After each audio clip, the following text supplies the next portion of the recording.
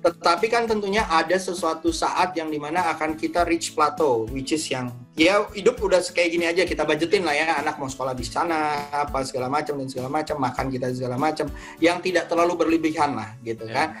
Nah dari situ yang kita harus set nih kira-kira dari trading berapa, dari ini berapa, dari ini berapa dan yang lain. Kan? Kayak gitu lah bos. Ini punya satu bagian dari perencanaan keuangan begini. Proses atau memang dari awal sudah berencana seperti itu? Maksudnya enggak sih. Kalau misalnya kayak gitu enggak sih bos. Maksudnya karena kebetulan gue ada di waktu itu kerja di insurance and then di financial institution, di banking dan segala macam.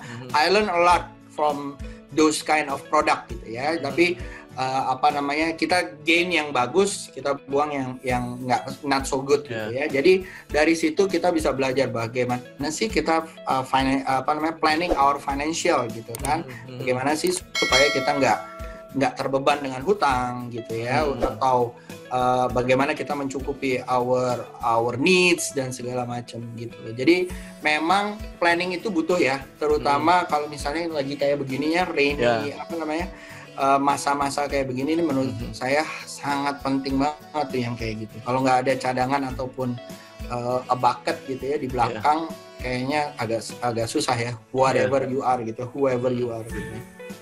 Ya, artinya udah banyak sekali orang yang sudah makan tabungan kan sekarang kan?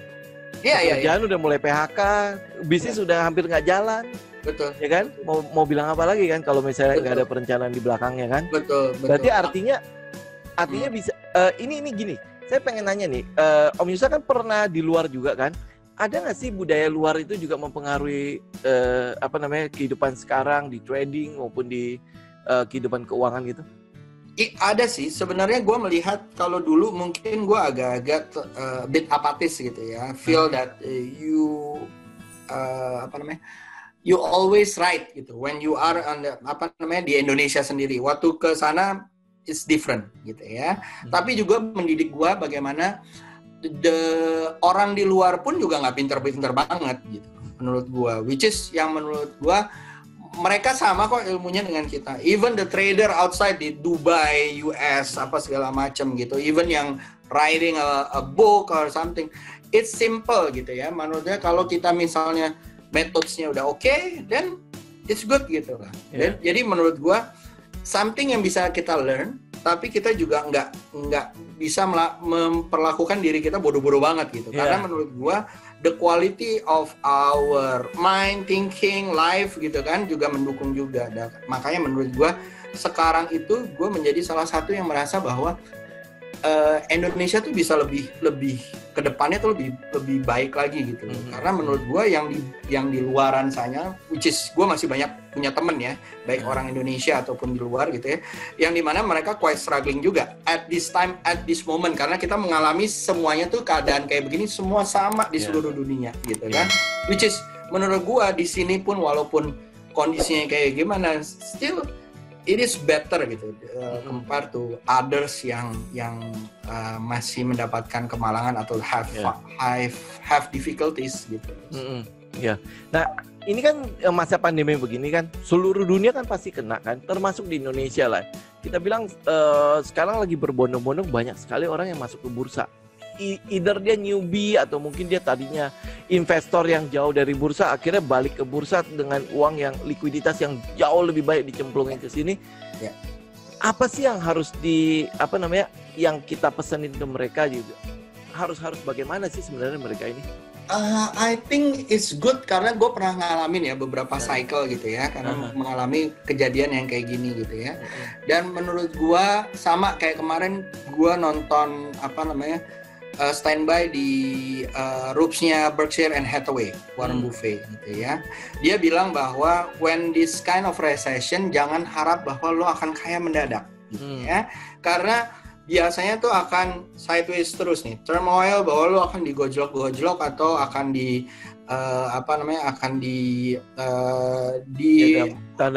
digoyang dari market gitu ya, yang dimana kejadian lah kayak kita kemarin dan segala macam, all guys shock dan segala macam. Tapi menurut gua guys gitu kan, selama masih masih kayak begini, selalu gue bilang di kelas di YouTube gue, selama tukang pecel lele masih buka, kalau malam ataupun kita masih buka pecel lele dengan bayar Gojek atau yang lain, gitu kan, still maksudnya kita masih bisa hidup. Dan selama kayak begitu, nasi apa segalanya, all related yang ada di saham, ATM dan segala macam still open gitu. Just gue ngalamin waktu di 98 is very terrifying gitu ya. Menurut gue it's not that bad gitu kan, which is you can survive gitu kan. Jadi menurut gue yang sekarang orang-orang maju yang maksudnya mau masuk nih ke saham gitu kan, pasti ekspektasinya adalah gue invest nih om. Banyak tuh yang datang ke gue invest om, BB saya turun 5%, 6%. Om, gue boleh cut loss gak? Gue bilang, om, guys, bang, kak, lo tujuannya apa? Invest. So invest itu lo udah tahu belum definisi invest itu apa ya gitu kan? You are hoping bahwa harga si A gitu ya naik dalam ukuran tahunan, bahwa dia value-nya akan naik lebih tinggi lagi gitu kan. Lain dengan trading mungkin dengan angka 10.000 lo berharap bahwa lo bisa jual ke 15.000 or whatever lah gitu kan. Which is definisi tujuannya aja itu harus di-clearkan di mindsetnya kita bahwa gue maunya apa gitu kan. Once lo nggak tahu mau lo apa, pasti akan kejerembab, and then it goes with the 70% yang akan fail di trading atau bisnis ini gitu, ya. Yang jadi menurut gue, kalau lo udah tahu tujuannya, and then you know tujuan itu punya resiko gitu ya, resiko di gojlok market, harganya turun, dan walaupun lo nggak materialize dia akan turun terus dan segala macam gitu ya. Which is itu yang harus teman-teman realize gitu menurut gua, dan harus mengerti tujuannya itu buat kemana gitu, for the next 5 years dan segala macam. Walaupun kita tahu ya historicalnya setelah crisis anjlok, and then the rally-nya sampai 2 to 3 years even more gitu for certain saham gitu ya untuk emiten-emitennya. Cuman do you realize it gitu loh, kalau lo mau invest gitu kan, it's a long run, bukan sesuatu sprint bahwa lo invest sekarang, besok bulan depan lo bilang bahwa ICBP akan naik 100%. There is no way. Dan sama dengan Warren Buffett juga akan ngomong seperti itu, lo akan digojlok dulu, kalau lo salah akan gua cut loss, kalau gua bener gua akan ambil terus, which is that's what he do gitu loh. Yang ada teman-teman kita juga harusnya berpikir sama. Iya. Pak Lokeng juga nongolnya di 98 kan? Ya kan? Jual rumah, jual semuanya, beli UNTR habis-habisan ya. Iya.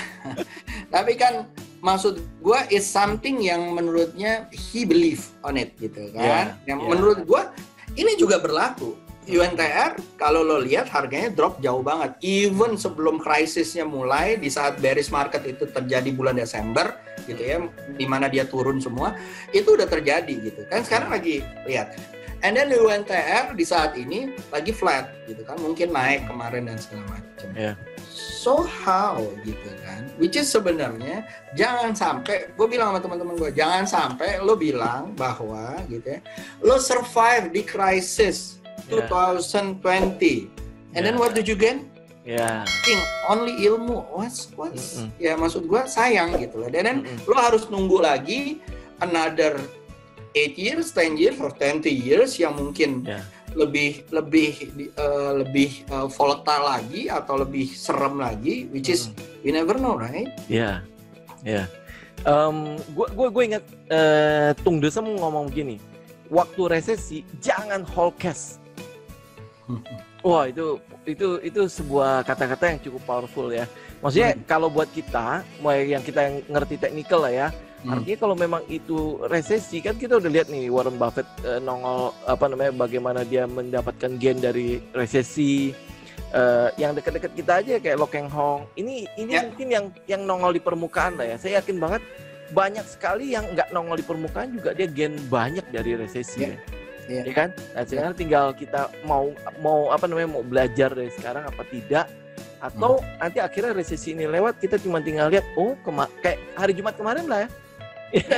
Ya kan? Wah, turun nih. Ya, apa yang harus kita lakukan gitu kan? Ya. Kalau dari awal tujuan kita nggak jelas ya. Betul. Dan itu memang jadi fear ya di saat resesi dimanapun gitu ya, itu selalu menjadi fear di mana aduh takut gitu ya. Tapi kan kalau lo udah belajar dari sebelumnya what's going to happen, dan market itu adalah di seluruh market, mau forex, US market, IHSG, market itu adalah selalu market yang paling lebay. That's why Dr. Reo bilang bahwa it's always priced in about the market gitu kan. Which is sebenarnya marketnya udah bilang bahwa it's the worst is already in gitu ya, udah terjadi gitu. Tapi tinggal kita lihat sekitar kita seperti apa gitu kan. Which is it bad enough or not gitu kan. Itu kan sesuatu hal yang lo bisa judge gitu kan.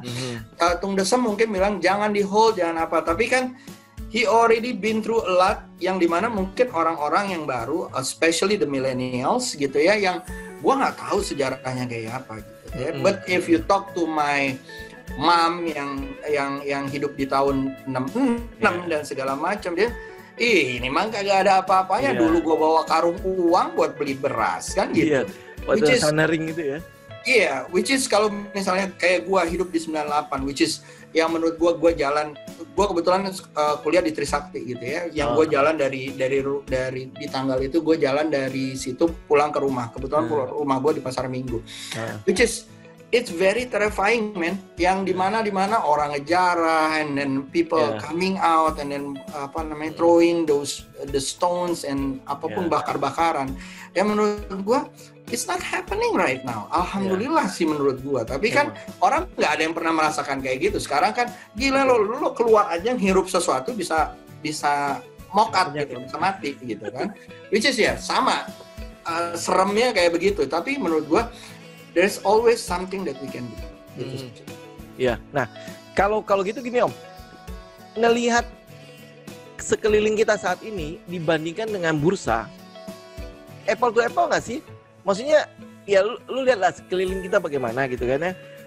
Secara fundamental orang di PHK, Tanah Abang ditutup, ya kita bisnis setengah mati susah. Mungkin yang sekarang online jalan gitu kan, tapi online juga udah nggak seheboh waktu pandemi pertama, ya PSBB pertama, di mana sekarang kan mungkin tabungan udah mulai terkuras nih, mau nggak mau harus kencengin ikat pinggang. Tapi bursa menunjukkan sesuatu yang berbeda gitu. Nah, what's happened di situ? Kalau menurut gua karena bursanya kemarin nih pas turun itu dia udah price in gitu ya, itu pertama gitu ya. Yang kedua adalah dia mungkin lebih positif dari kita.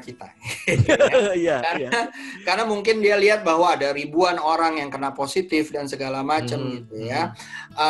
Yang menurut gua kita harus lebih logikal melihatnya gitu ya. Perekonomian hold, rest gitu ya, istirahat. Tapi once udah dibuka, kemarin lah kita dilonggarin aja, orang udah kayak apaan tahu kan, udah rame sana rame sini dan segala macam, tempat kopi udah banyak yang nongkrong segala macam.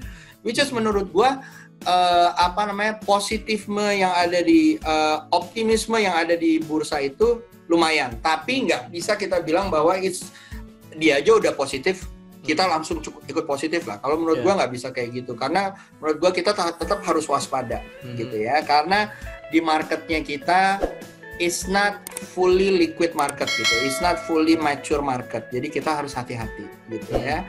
Jadi perbedaan dari sekarang sih memang menurut gua nggak jauh beda, tapi kita harus lihat di sekitar kita tuh memang benar-benar roda perkembangan benar-benar mati atau enggak sih, nggak stop berputar atau enggak sih? Kalau menurut gua sih enggak ya. Menurut gua enggak. It's just hold, rest, time out gitu ya. Tapi once sudah open mungkin akan naik lagi. Nah, kalau udah kayak gini, usulnya apa? Sarannya apa ke para entah itu dia trader lah, entah dia investor, apa yang harus dia lakukan? Ini sekarang banyak newbie loh di sini loh. Iya. Kalau gua sih, kalau saran buat newbie ya, sebelum lo put your money on the table gitu ya, atau di market gitu ya, invest di kemampuannya kalian gitu ya. Adjust your skills, your mindset gitu ya. Jadi nggak gampang panikan. Karena satu yang gue lihat adalah dia newbie, dia nggak tahu support resistant, dia nggak tahu how to evaluate company, how to make intrinsic value dan segala macam, which is yang menurut gue itu yang menjadi salah satu dasar untuk lo berpikir logik. So your mind bisa melihat, oh turun nih 5%. How should I do gitu kan? Gua harus ngapain nih? Harus CL kah? Harus cut loss kah? Harus apa gitu kan? Tapi kalau lo mempunyai setup atau checklist, either itu fundamental ataupun technical or whatever gitu kan, it save you your emotion gitu ya, akan menjaga emosi kamu supaya nggak panik gitu ya. Kalau misalnya sekedar gampang lah lo lihat bahwa dia di atas EMA 100 or atas EMA 200, paling gampang, as simple as that gitu kan. Oh dia turun tapi masih di atas EMA 200, ya udah deh gua beli lagi gitu ya misalnya.